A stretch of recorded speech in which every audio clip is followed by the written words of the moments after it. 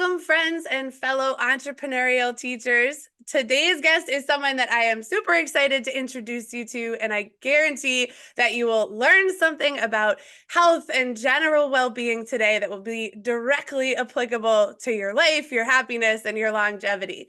My guest is a fellow entrepreneurial teacher and Toastmaster, Philip Pape. And Philip is the host of the top 15 nutrition podcast, Wits Weights, and is a certified nutrition coach known as the Physique Engineer. Through his own transformation, Philip discovered the power of strength training and evidence-based nutrition to maximize health, performance, and physique. He's passionate about helping ambitious individuals in their 30s, 40s, and beyond build muscle and lose fat, break through plateaus, and optimize their hormones and metabolism without restrictive diets, tons of cardio, or wasting time. Philip is passionate about helping you unlock your full potential both inside and outside the gym using science-backed strategies for physique development. So welcome, Philip. Thank you for joining me today. Thanks, Stephanie. I've been looking forward to this for a while, so thanks for having me on. So the question I thought that could kick it all off is, what was the moment that everything changed for you and set you down this path? Yeah, it's a great question. Back in 2019, 2020, heading into the pandemic, actually, I was at this crossroads. I was about to turn 40, and I had been an action taker. I mean, you know me, I'm a hustler. I'm an action taker. I love to learn and grow and apply myself. And I had, for the last 20 years, tried to improve my health, my physique. I did all the things that we think we're supposed to do, like the diets and the high intense exercise programs. I did CrossFit for 8 years and it just wasn't working. And in 2020, when we had a little extra time, I was working from home.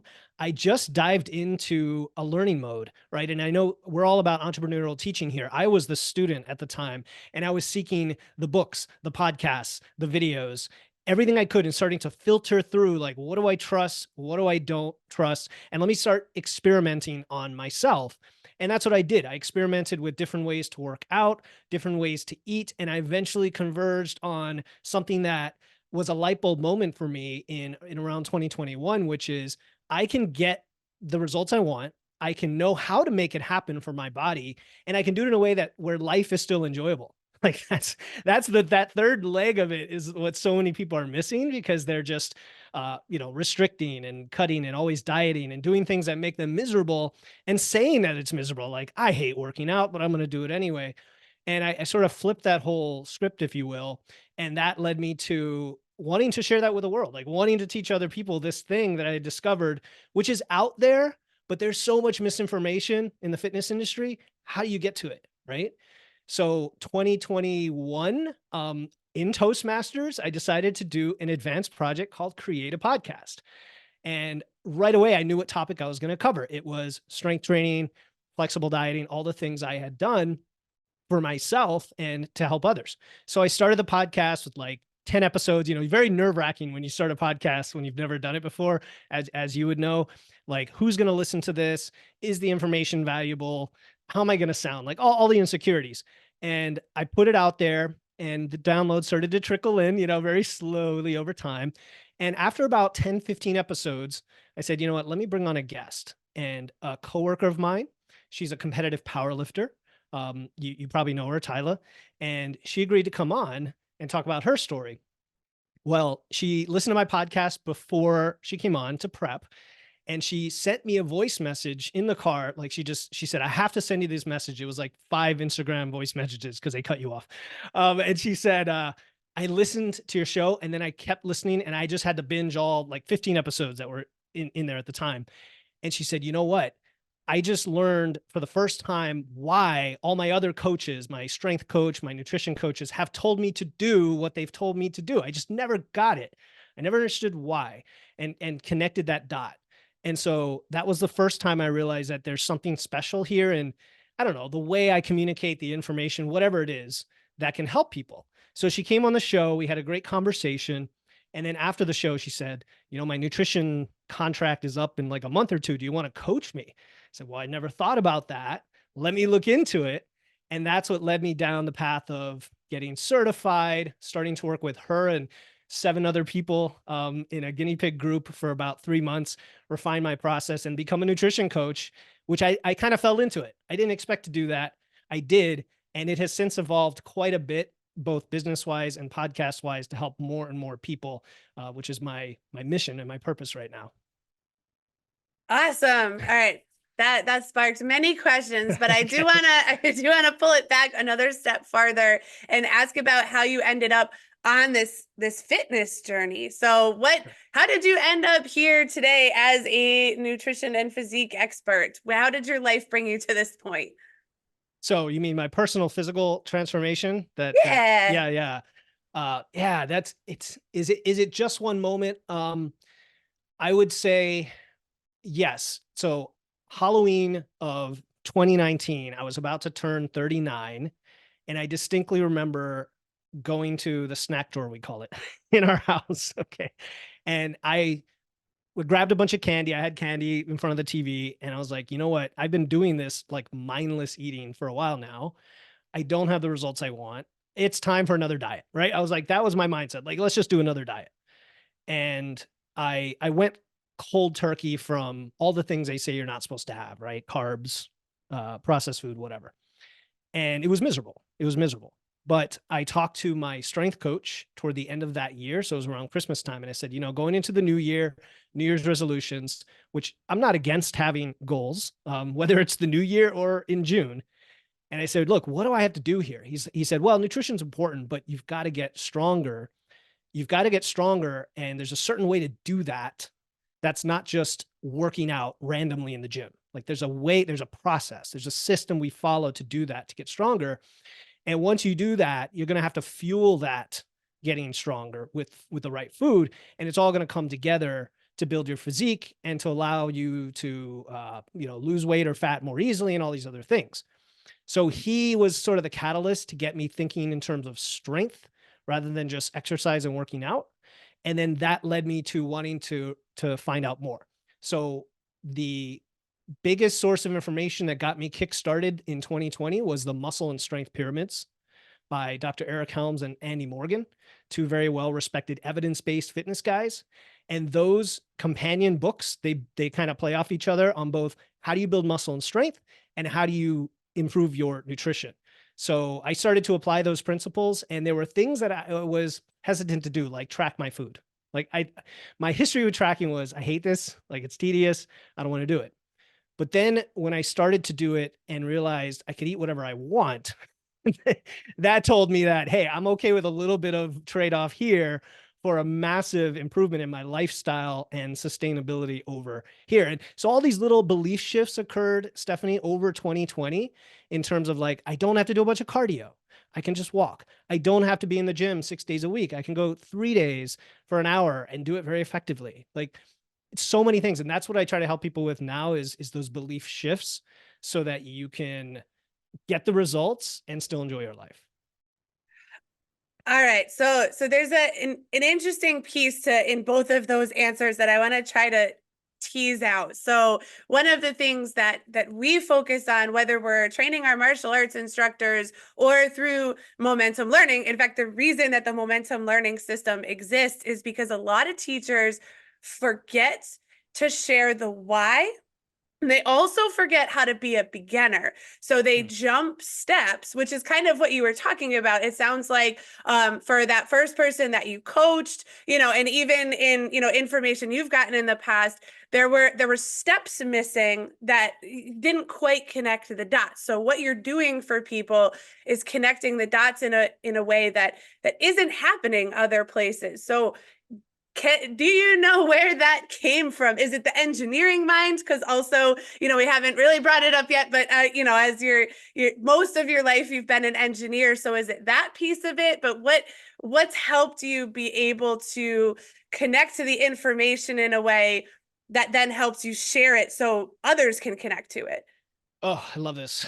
I've thought a lot about this because most people in their lifetime, they have information that they act on, and they might like have over 100 diets in their lifetime. This is the average. Like for a woman, averages 120 diets in a lifetime, and have successfully lost 10 or more pounds every time they did that. Okay. And then you're like, but something's not working. Like I'm not getting to the why. Like why am I even, why do I care about the scale weight? Why am I doing this? And um connecting the dots is exactly what an engineer does, right? This is why I like that analogy, because an engineer will take requirements and then they will use a process. They'll apply tools, and then the most important piece is at the end of the day, you get the product, you get feedback on it, right? And you and I know from Toastmasters, like the special sauce is you could do 100 speeches in real life and not get any feedback, or you could do one speech in Toastmasters, get feedback, and it's worth more than the 100 speeches without feedback. And so when it comes to quote unquote weight loss, which is not what I help people with, it's not weight loss. It's the why. It's I want to have energy. I want to be a good role model for my kids. I want to be strong and fit till I'm 90. I want to avoid metabolic disease. I want to be healthy, da da da da da. Those are the deeper whys people have in their life. Once we figure that out, then we see, okay, there's a process to get there, and there's information you have to collect about yourself and your body so that we make it work for you. Right. So that's the connecting the dots for me, thinking in terms of an engineer. It's like, who are you? Let's apply a process and steps, which is knowledge, right? Stephanie, like a lot of people don't even have the right knowledge. So we start with the education and the knowledge. That's the teaching, that's the student. But then you need to do it and get feedback. So that's where like, what data do we collect? It's not just scale weight. Scale weight is like a pimple on a whale in terms of the overall like data set about your body. How do you feel? What's your hunger like? Your physique, like your measurements. How about your mindset? Are you framing everything in the positive way that works for you? Are you resisting things because they don't feel natural? Like all of that is part of the process of collecting data, right? It's not just numbers. And then you can adjust your plan on day 2 and then day 3 and keep adapting that plan to get the result you want as fast as possible and with as little friction as possible as it relates to you and your life. All right. So I had a question. I think this might be the appropriate time to ask Okay. it, but how, because I think you kind of just started to answer it, but Yeah. how do you know, like you mentioned that there's a lot of information out there. There's a lot of misinformation. How do you know what to listen to and who to listen to? How do you know to trust the sources? Because there's like a million diets out there. There's a million six-pack abs videos and all of this stuff, and a lot of it is garbage. Mm-hmm. So how did you know? How do you know that you're on the right path, and how do you know you're right in what you're teaching to others? Yeah, exactly. So I throw around the term evidence-based, and a lot of people think that means science-based. And I do sometimes use the terms interchangeably, but they're not. By evidence, I mean all the different sources of information that let you have a picture that you trust. So a picture that you can take action on. And so if we think of a hierarchy of evidence, right, we've got anecdotal information and kind of everyday just experience. We have scientific papers, which, there's a lot of question as to how much of those are valid because they're fraudulent and all of this, but let's just assume most of them are decent enough. We have experts. This is where we get into hot water, where somebody with an MD or somebody with a doctor in front of their name says seed oils are bad. And first of all, they're not even a doctor in nutrition. They might be a medical doctor. Something else that took like one nutrition course. And secondly, it's kind of a fallacy of what do they call that? Logical fallacy of expertise. You know what I'm trying to say, Stephanie? Like the argument of authority, right? And then you have N equals 1. N equals 1. That's you. And so what I like to do is kind of circle around in a spiral, and you gather the information and you start to experiment and try different things and see what happens. Most people don't have the see what happens part. They just do things randomly. They change a bunch of variables at once, and then they're looking at one thing, like how much weight did I lose, right? It's impossible to know what the information to trust when you do that. So if you're able to synthesize things from different sources, especially your own personal experimentation, you can much more quickly get to who do I trust. That's the best answer I can give. I mean, the best people in this space have tried to answer that question, and it's not an easy answer. But if you can trust someone, if someone like me, for example, you listen to my podcast, if I tell you exactly how things work and I tell you our process and I ask you to try this, and you experiment and it works, great. You trust me more, right? If you do and if you don't, you won't. So it's kind of a muddy answer, Stephanie, but it's a hard one. Yeah, well, there's some critical thinking that needs to go into it, because I Yes. think with most things, but definitely with nutrition, everybody's body is going to react differently. So there has to be some customization. Some things will work for one person and not for another. Like I have a friend who tried the intermittent fasting thing, or Mhm. the I guess it's time restricted fasting, and it actually made him sick. Like his body just needs fuel more frequently, and he can't go 16 hours without eating. It literally made him vomit, so it's just, we're all different, so we have to use that n equals one. I like that. Yes. So you have to use, your own data as well as the expert data that's out there. Yeah, and you just mentioned like intermittent fasting, and there's all the famous diets now like carnivore and keto, and carbs are bad, and there's all these assertions people make, and then somebody will make a change, like they'll go from a standard diet to the carnivore diet, and they'll say, oh, my digestion's great, I'm losing weight, da da da da da, a whole list of benefits. And the problem with that is, yes, that's your experience, right? Yes, but what was the root cause? If you go from one diet to another, you might have changed 20 things. What of those 20 things did cause the issue? And that's where like elimination diets and stuff have often been recommended, where okay, you cut a bunch of things out and then you add back what you cut out to see what the actual culprit is, so you're not miserable cutting out 90 things and you only have to cut out maybe one because you have some intolerance to it, or something like that. Yeah. All right. So that kind of leads, all this data conversation leads me to Yeah. my next question, which is who, and these are kind of intertwined, but I always like to ask people who or what taught you to be entrepreneurial and think in this way. And I feel like a lot of the entrepreneurial mindset and ambition that you've developed comes from just this desire to learn and to grow and develop yourself. So do you know where that came from for you in your life? Was there someone when you were younger, or just a book or anything that influenced you to be, ambitious in this way? Even just, Yeah. I don't think we've really touched on it yet, but you had a pretty big life change when you started working out. So that had to be inspired by something. So where does that high achiever kind of mindset come from? That's a great question. I could go back to my childhood and say like me and my brother were very different. I was the A student who always like did my homework on my own. Like you didn't have to pressure me to do anything. I just wanted to be in school. I was the brown noser and the what do you call it, up front, sitting in front of the classroom, and the nerd kind of, who always just wanted to learn and do well. And there's perfectionism in there absolutely as well, which And has, yeah. I'm curious, what was the birth order? Are you I'm firstborn the or? oldest. Yeah, yeah, I'm the oldest. Yeah, all It's right. per the stereotype. Yes. Okay. And so that was just, I don't know, and there are inherent things that we have sometimes. And I had phenomenal parents who encouraged me and all that. But then I would say my early 20s, the entrepreneurial bug came early. Even though I had a full-time, a day job as an engineer, I invested in real estate. I tried different businesses over the years. Yeah, there's always a financial driver, but I need to do something exciting and different and like grow things. I like to grow stuff, whatever it is, take it from nothing to something amazing if I can. And I'm almost a little impulsive in that regard. Like I'll jump into things, at least when I was younger, I would jump into things maybe too quickly without much risk aversion. And I don't regret those, although I might have lost a lot of money doing some of those things that I did, which taught me, right? Like Yoda says, what does he say? Oh man, what does he say about failure? Like, the best teacher failure is, right? So the best teacher failure is. So then, what was the question about the entrepreneurial bug, right? The ambition. Yes. Yep. Yeah. Yeah. Just kind of where that ambition came from. Yeah.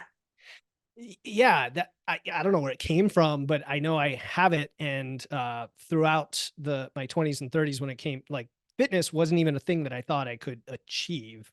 Let's just put it that way. So kind of trying to uh, crack the nut of how something works. That was like my next big thing when I finally was about to turn 40. It was like, what's this big mystery in my life that's so important to many of us? Like relationships, our financials, and our health. Like those are the big buckets, right? And our health, I could argue underpins everything, physical and mental health, because without it, we can't succeed at the other things. So that I don't know. I don't know where it comes from, like to answer your root question, but I have it and I love to share it and I'm passionate about it. Yeah, I'm not sure if, because I asked that question of almost everyone, and Yeah. I'm not sure that I've met an entrepreneur that really knows the answer. I mean, there's usually some person that they can point to or something they've read or learned, but it also came with this kind of innate just need to solve problems or understand how things work or have change, and take risks. So yeah, I don't. Maybe someday I'll find an answer, but it's always an interesting question to ask. There's something else that comes to mind, and that is entrepreneurship and the success versus the failure in that process. And a couple things come to mind. One is the more I've just put it out there and tried things and taken the risks, the more failure and success I've had. And that's been a great lesson that you're going to fail a lot when you take more of these risks and you're going to succeed a lot. And ultimately, it's like the stock market generally, it tends to go up where ultimately it leads to more success over time, even if you've failed 10,000 times. That's one. The other thing is a lesson I learned uh, when you look at passion and you look at profit, right? We talk about entrepreneurship. There's the underpinning that it's a business, that you're going to make money. Like that is what we mean when we say an entrepreneur in a business. But I think passion comes before the profit. And if you can find something you're passionate about, I know it's trite, it sounds trite, but by having experimented with different businesses over the years that we're fine. Like I was doing them to try to make money, but I wasn't super passionate about it. And people kept saying, you need to do something with fitness. You need to do something with like, you're into this. And I'm like, no, no, no. I finally did that. And I realized, now I understand where you could just be so excited about something. And then you could also make money from it because it's not forced. You're not trying to sell. You're just talking and helping people. And they're coming to you saying, look, I trust you. Help me out. Okay, great. Like my time's worth something. You realize that it's a win-win. Let's move forward. Yeah, and that passion definitely helps fuel the high achievement and then the time that it takes to do all these things is you have Yes. a day job and your side hustle and a family. So I'm curious if you have any tips, either practical or just kind of general mindset ideas on how you find the balance and integration between all of those things, because you're doing a lot. You have a very successful podcast, you have a successful side hustle business, you have a successful job, there's a lot going on. Maybe you won't like my answer, but I think you can't be balanced. Like you can't be balanced all the time. Maybe it nets out to a balance over like 10 years or something, but at any given time, I'm imbalanced toward the thing that's most important to me at the moment. And it doesn't mean the others are not. So for example, my family is always quote unquote the most important, but I also have set in place practices of time devoted with them, of things that we do that I'm satisfied that we have healthy relationships. And then that's kind of locked in. And now the other big priority that requires more time is, say, growing my business. Then I have to say, well, where do I fit that in? Right. And so it's this hierarchy of priority at any one given time. For example, if you've never worked out and you want to start working out, like schedule that thing in as the first thing in your calendar for the week. I don't care what else is going on in your life. If that's important to you right now, make that the first thing you schedule in and then make everything else work around it. And so there's an imbalance in that sense, but it all kind of works out. Now, you can get burned out, you can sacrifice things, you can neglect things. That's not necessarily a healthy place to be, definitely if it goes on. 1 week of that because you prioritized like a launch for a new product, it is what it is. And you might be okay with that, knowing that 2 weeks later, you're going to go on vacation, with your family for a week, right? Kind of works out. The last thing is for me, I have to cut things out all the time, even in the things that are important. Meaning for growing my business, I have a to-do list of like 100 items. And I know that like 80 of those items just have to slip. They're just going to slip. Or I need to have a team or yada, yada, right? Like all the things. Yeah, no, we like to talk about integration rather than balance for exactly that Yeah. reason. You think like a tightrope walker, they're almost constantly out of balance. They're just Yeah. finding they're just getting out of balance to a smaller and smaller degree where it's Right. less noticeable. So, but that integration of, obviously working out and the time that you invest in your fitness and your health is yes, in a way, taking away time you could be spending with your family, but it also helps you show up as a better version of yourself when you're there for your family. So there's constantly these trade-offs, and it's finding how each of those priorities can support each other and work together rather than, yeah, you're not going to get to a perfect 50-50 balance, or Yeah. of where you're evenly distributing time. That's not a practical game to play. Yep. And there's also, I mean, there are hacks, there are tricks like habit stacking. I'm huge into habit stacking where I go for walks, but I listen to a podcast. Maybe, maybe I need some mental self-care during my walk, and then I don't listen to a podcast or whatever. But I like to habit stack things. When I'm lifting, I might walk around between my sets, or I might check email, like little things like that. As long as you're not habit stacking for the purpose of just adding more and more and more, and you're doing it just to be a little more efficient. Nice. Yeah. And then do you have any other tips? Like, how do you keep everything organized? Because this is a lot of stuff to juggle too, just in your head. So I'm a productivity geek. Is there any particular ways that you organize yourself and the work you have to do? I do. So, for example, with my email inbox, I'm like an inbox zero freak, and will leave emails as unread that have to be done. So, like unread emails for me are a big to do list, and I snooze them sometimes to like pop up at the top when I need it to be a priority. So I do that. Also, I used tools like, what's it called? There's one of those cloud tools. Let me see. It's called Bear. Yeah, I use Bear, which allows me to store notes in my phone for like my podcast idea list, my speech list, my workshop ideas, business ideas, stuff like that. I also use checklists where it makes sense for repeatable things. So my podcast, I have a nice long, it's like 25 items, and every column is every episode. I have the dates and like what the topic or guest is, and all the steps that I follow to produce the podcast. So I could go on, but yeah, I'm definitely a organization freak too. Yeah, no, and it helps when you're trying to Yeah. do a whole bunch of stuff. You can't waste a lot of time switch tasking. Yes. You have to figure out how to be able to dive right in to that other headspace. So I have the same exact thing. I tend to use index cards, Mhm. but I have a list of like my pre-podcast checklist and my post-podcast checklist, Mhm. and then it just makes everything simpler. So I always love hearing about all of the little ways that people keep themselves organized. All right, so now I'd like to dive in a little bit more to the work that you do. So Mhm. how do you work with your clients? Like, what form does it take? Is it one-on-one coaching, group coaching? How do you show up for them? Yeah, right now it's one-on-one coaching, although we're going to be transitioning to a semi-private group coaching. We could talk about that. Either way, the process is very similar in that you've heard me talk a lot about data. You've heard me talk a lot about personalization. I don't want to just give you a course or a prescription or a template and say, go do it. You're reaching out to me as a coach because there's something that you're not able to do that you need help with to accelerate the process. And so most of the time, the people I attract have already learned a lot of the basics about this. Like they listen to my show, they're in my Facebook community. I help people for free all the time just to get the education leveled up. Like I want you to understand even what are macros, how much protein do you need, how do you track, how do you train, just those basics. I don't want to charge you for that. I want you to like learn for yourself what it takes, give it a shot, experiment, and then you're going to come to me and say, you know what? I'm 80% there. I want to get to 95%. Like, how do we do that? I really want that result. I'm stuck because, I'm a 45-year-old woman who's in perimenopause, and hormones seem to be causing excess belly fat and it's hard to lose weight, right? It's like these very unique special cases. Or I'm a man who's been lifting for 20 years, but I'm stuck and I can't gain weight. I feel like I'm eating enough, but I can't. Like those things where we can dive in, collect the data together, and then every week I can look over your shoulder and say, here's what we need to do this week.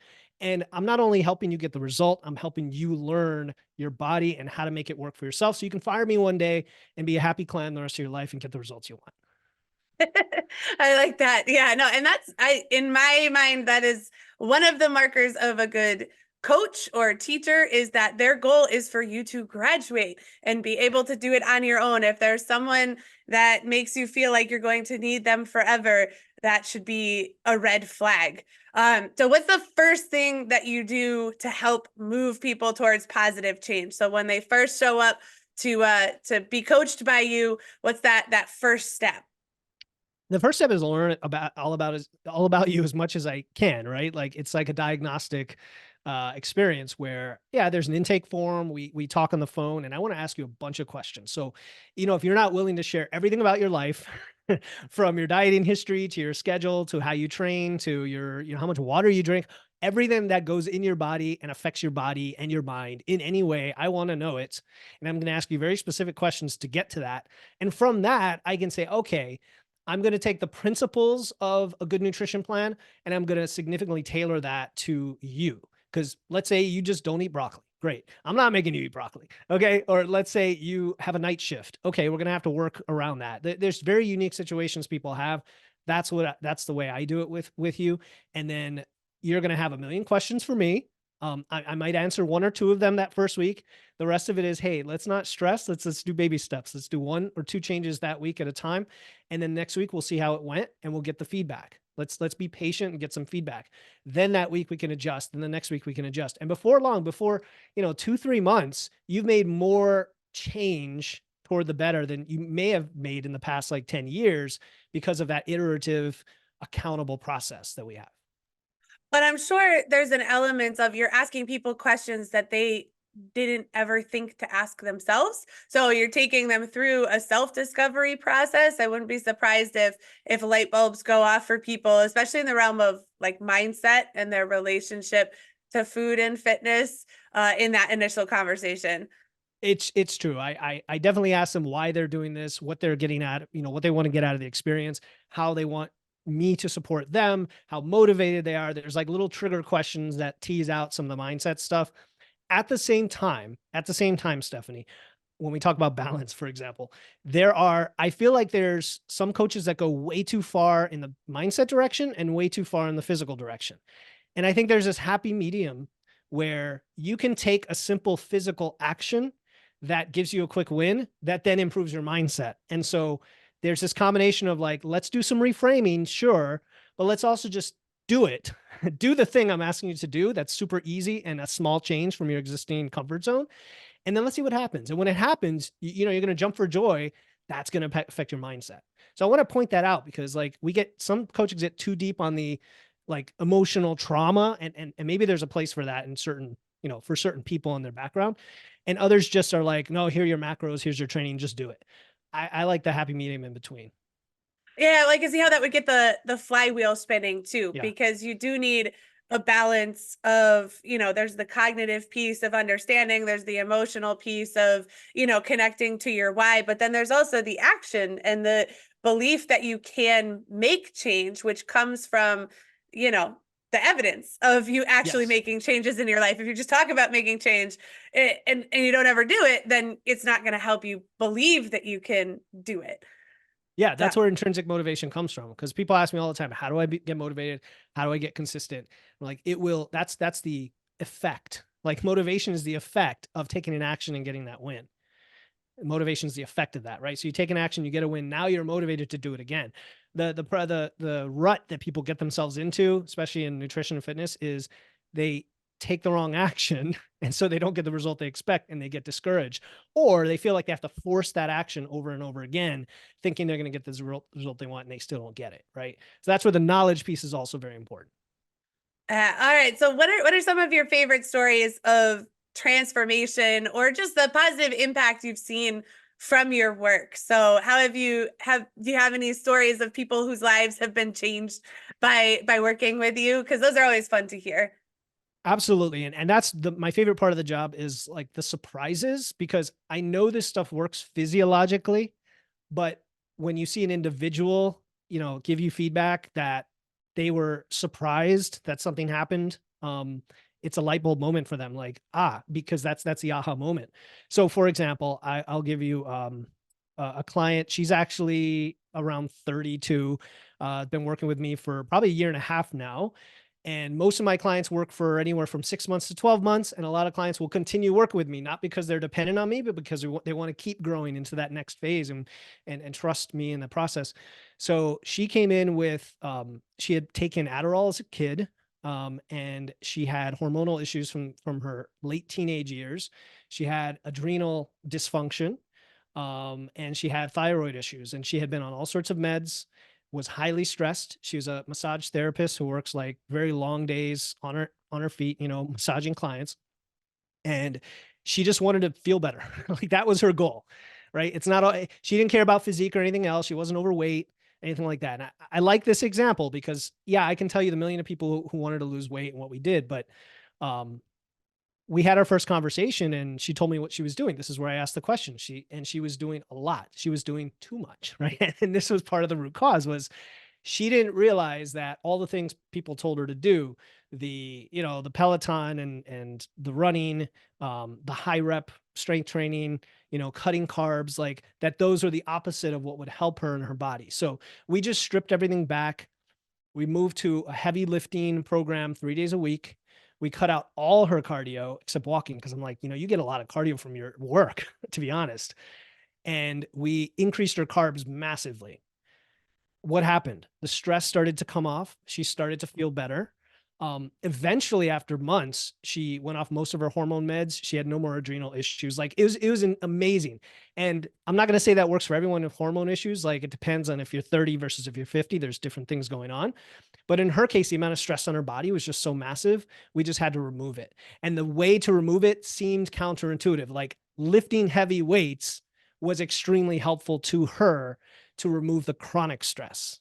You know, the acute stress of lifting helped build her physical resilience and strength so that the chronic stress dropped off. Anyway, that's just one example of like, you don't always know what's going to work. And so a coach can help you tease that out.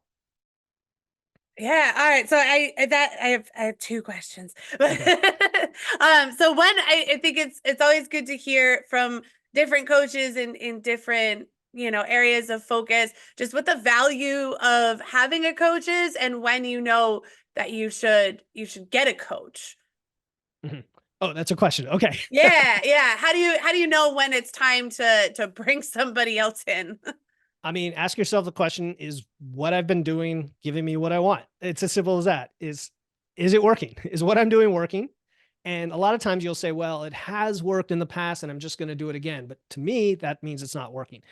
To me, something that works is something you can do for the rest of your life and gets you where you want to go. It's as simple as that. I have coaches for mindset, for business, for my podcast. I have like 4 or 5. I now have a coach for training because I'm recovering from shoulder surgery last year. So I needed to get a specialty there. That, you know, because you can't do it yourself and you're ready for change. That's when you hire a coach. Awesome. All right. So my other question is going to be like a little bit of a left turn, but I want to hear you make the argument. You can do it like Toastmasters table topic style. So in like 1 to 2 minutes or so, make the argument for heavy lifting versus cardio. Because there, I mean, cardio and Pelotons, like you mentioned, that is a go-to for a lot of people when they're thinking about fitness. So why heavy lifting? What's the goal?